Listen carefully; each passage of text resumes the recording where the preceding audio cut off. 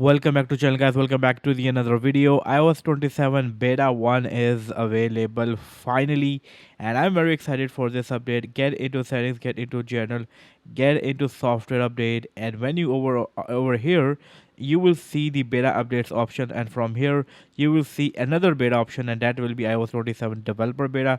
Select that, go back, and you will see the update.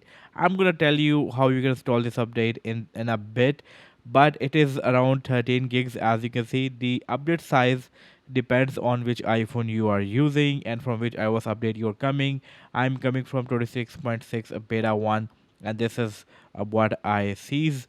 There are a lot of new features, lot of stuff to talk about, and that video will also come out after this video. I'm gonna install this update um right after this video, so that video will come out. But in this video specifically, I want to talk about how you can get this update. So what you need to do is you need to get to your app store if you want to try out the developer beta, and once you are in the app store, over here search Apple developer, and once you do that, you will see an app of Apple developer.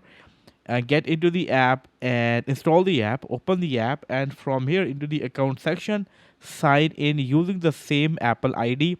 Maybe you get a sign up option, so using same Apple ID that is already on your iPhone, is sign up for this. And once you do restart your device, and after that you get into the settings, get into the general software update, and over here you will see the iOS 27 developer option. Select that and install the update. It is very simple to install the update, and this is actually a really big update. And guess what? Guess what? I talk about this in so many videos that iPhone 11 deserves to get the update. I talk about this in so many of my videos. Everyone was saying that it will start from iPhone 12 etc, but guess what, it is also available on the iPhone 11. So iOS 27 is starting with the iPhone 11. So if I get into the settings, get into the journal, let me just turn on the dark mode for better viewing. Get into the software update, let it load, and once it is over here, I get the iOS 27 developer beta, as you can see.